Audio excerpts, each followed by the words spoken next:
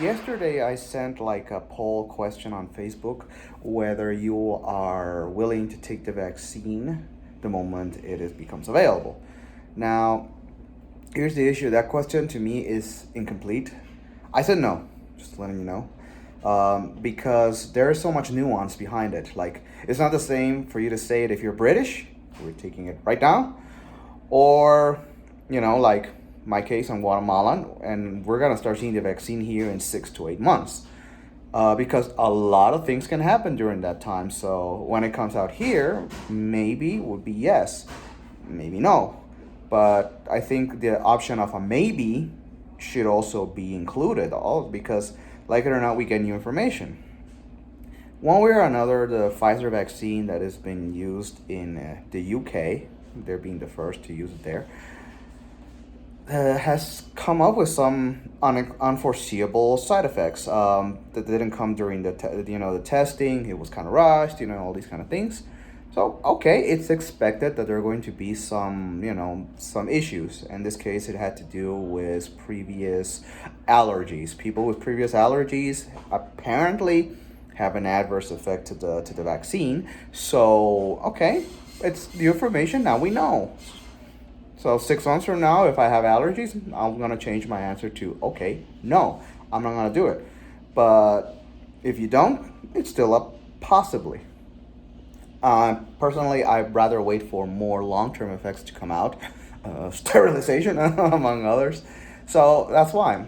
Um, People who ideologically say no and people who blindly say yes, in my humble opinion, I think you're both wrong. Uh, more information has to come out, and then you can take a decision. Like, there are always risks and all that kind of thing, so you gotta weigh them. If the risks, let's say, I'm gonna make this up, the death rate of closed cases, to make it simpler, of COVID, let's say it's 2%. And the death rate of the vaccine, if there is a death rate, it's 3%. So I'd say, fuck it, I'll rather take my chances with COVID, or vice versa. Like, okay, maybe you don't die with the vaccine, but there are side effects. Okay, 2% deaths with COVID, but the chances of you being, I don't know, sterile or lose half your IQ, or numbness on your face, permanent, whatever, stuff like that. Oh, it's like 10%. Okay, I'm gonna die, or it's a 10% chance, 2% chance to die, or a 10% chance to be screwed up for life. And of course, we have to weigh in by other variables like what's your age, maybe it has to do with gender, maybe it has to do with blood type, and all these kind of things. So, in my humble opinion, unless you're extraordinarily brave, which in this case I am not, I'm not brave enough to just jab things into my body just willy nilly. I don't have that kind of courage. Uh, the correct answer would be depends. Or, as I said, if you're on both extremes, either because you're kind of a lefty and all these kind of things, and just because you want to support Biden somehow, or commies, or AOC, I don't know, and just because of that you want to say, yeah, I'm going to take the freaking vaccine, I'm going to call you insane. And on the other side, also, because Trump 2020, I'm going to say no, just because, I'm also going to call you insane. Time will tell who's right. And right now, as I said, the UK and possibly soon other members of the European Union, well, they're not members of the European Union, but you know what I mean, other European countries or the United States are going to provide us with the guinea pigs, the rest of us, third world country crapples. We need to experience this through you. So I'm personally gonna take a wait and see approach. And thus far, on the very specific question, when it comes out, depends what you mean by that. Like, if it appeared magically in front of me, I'm not taking it. My answer would be no.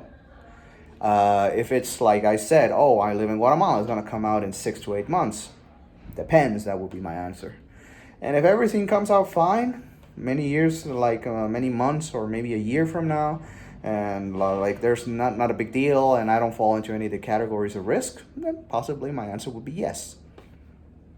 But the main answer, my humble opinion, the wisest answer you can say about the vaccine is it depends. I don't think personally it's a good idea to be giving it to, like people, first responders. I understand why.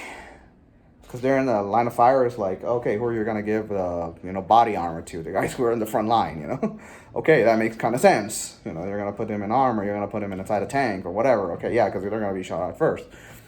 But in this case, it's like putting something that you don't know that's gonna blow up, and then kill everyone around you. It's like, I don't know, a vest that made from a material that apparently explodes, because we don't know.